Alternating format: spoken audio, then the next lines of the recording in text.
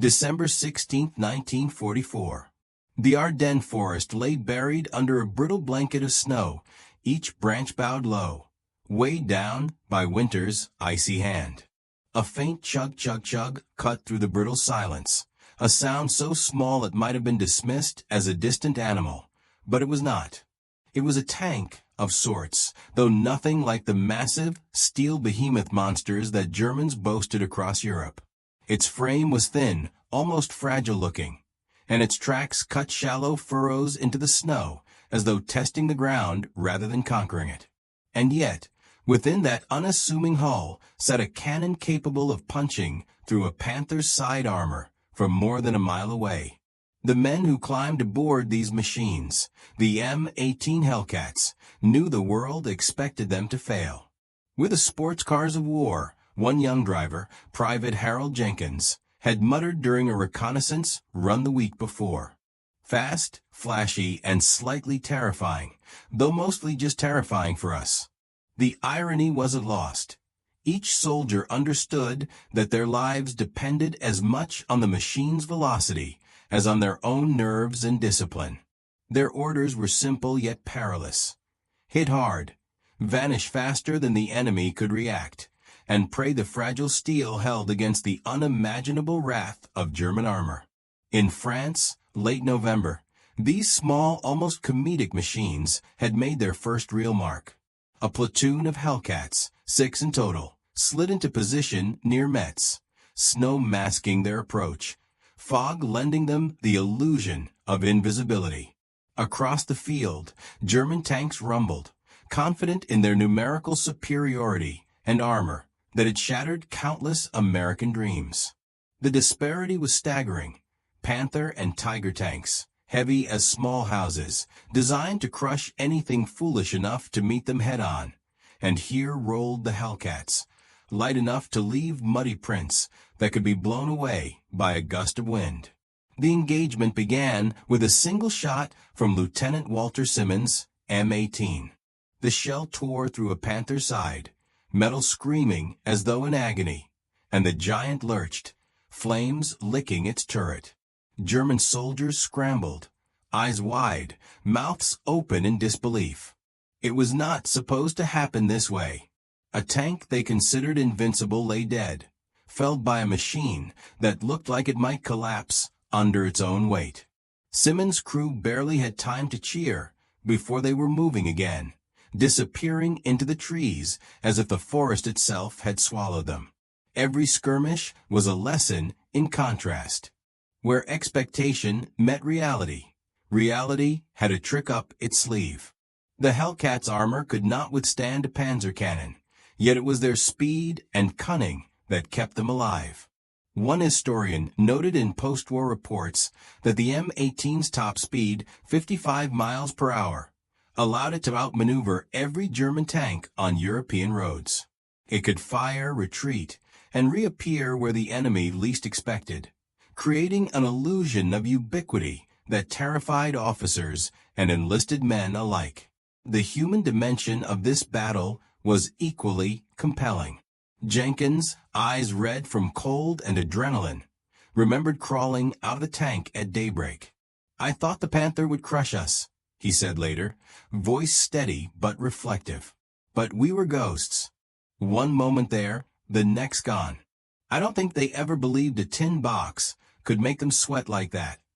Another crewman, young and slightly untrained, added with a grim smile, "I swear every time a tiger fell, I expected it to roll back upright and start chasing us. That's how unreal it felt." The irony of the Hellcat was not lost on anyone. German soldiers mocked them at first, calling them mobile coffins, with a humor that barely masked unease. Yet, in their eyes, those coffins moved like shadows, striking with precision, vanishing into terrain that should have offered no sanctuary. The fragility of the tank became its greatest strength.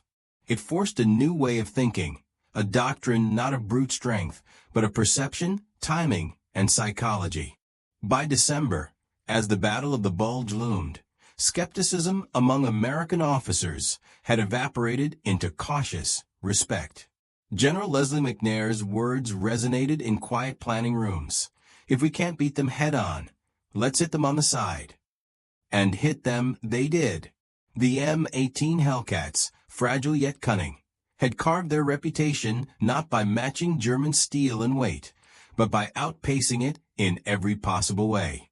The snow thickened as the afternoon waned, the forest seemingly aware of the small, unlikely giants threading their way between ridges.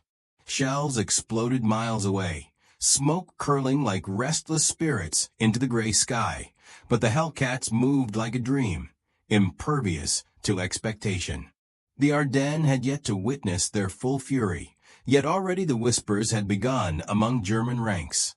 Stories of tanks appearing from nowhere, of armored ghosts that no one could catch. And in those whispers, the seed of fear took root. It was a fragile machine built for speed, staffed by ordinary young men, yet it had begun to reshape the battlefield. Every German officer who saw one knew something had changed. The rules of armored warfare were shifting, and the fragile American tank, designed with economy and ingenuity rather than overwhelming power, was at the center of that revolution. But as the night fell and the cold wind cut through uniforms and steel hulls alike, none aboard the M-18S could foresee what awaited them deeper in the Ardennes. For now, the fragile giants had proved their worth, striking fear into one of history's most formidable armies. And yet, the war was far from over, and what came next would test their cunning, their courage, and the very limits of what a tin box could achieve. December 16, 1944. The Ardennes remained a frozen labyrinth, its narrow ridges and dense forests a perfect stage for the unexpected. German forces, confident in their numerical superiority and the sheer weight of their tanks, had rolled into the snow-laden valleys with the arrogance of conquest. Yet hidden among the skeletal trees, a different kind of predator moved. The M-18 Hellcat, small, nimble, and ghost-like, slipping silently through the forest, as if the winter itself had granted them invisibility. Lieutenant Walter Simmons peered through the periscope, his breath fogging the lens. Around him, his crew worked in tense, synchronized rhythm. Private Harold Jenkins adjusting the gun sight, Corporal Frank Dorsey scanning for shadows, each aware that a single misstep could end them. They were the underdogs, the fragile steel boxes that no one in their right mind expected to survive against Panthers, Tigers, and Panzer IVs. And yet here they were, moving like phantoms, ready to strike fear into an army that had conquered most of Europe. The first contact came as the column of German tanks crested a ridge, their engines roaring through the winter silence.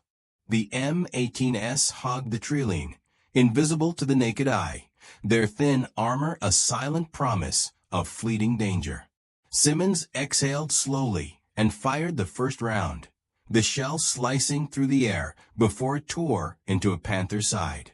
The explosion echoed like a thunderclap, flames licking at the turret as German crews scrambled in disbelief. They had expected another frontal assault, mass power dominance, but instead faced speed and cunning, two weapons far more unsettling than sheer steel. As the battle intensified, the M-18S darted from cover to cover, firing, retreating, and reappearing where the Germans least expected them. Private Jenkins, heart hammering, felt the thrill and terror in equal measure. "Every time we hit one," he said later, "I half expected it to get back up and chase us. But it never did, and somehow that made it worse." Their movements were choreographed, almost balletic, every ridge and bend in the forest a partner in the deadly dance. Reports from German officers began to echo across command posts. Tanks were appearing out of nowhere, striking swiftly, and vanishing like smoke. Captain Heinrich Vogel wrote in his journal, frustration tinged with disbelief, "These Americans move like shadows. We fire, we advance, and still they are gone. Our numbers mean nothing against their cunning." The psychological impact was as powerful as the physical destruction. Soldiers who had faced death countless times now feared the unseen as much as the visible. Statistics reinforced what seemed almost supernatural. The M18 Hellcats had an astonishing kill ratio against heavier German armor. Some reports suggesting 3 German tanks destroyed for every 1 American lost. Their speed, up to 55 miles per hour, outpaced the lumbering German machines, while their thin but angled armor deflected smaller arms and gave them just enough protection to survive fleeting engagements. Yet the men knew the truth. One direct hit from a Tiger could still obliterate them. Survival depended on discipline, timing, and a measure of luck that only the Ardennes could provide. Corporal Dorsey recalled one moment in the thick of the fight. A Tiger fired at us from only 200 yards away. I could see the tracer smoke burn the air. I prayed, I swear. And then we were gone. Trees, snow, everything, but gone.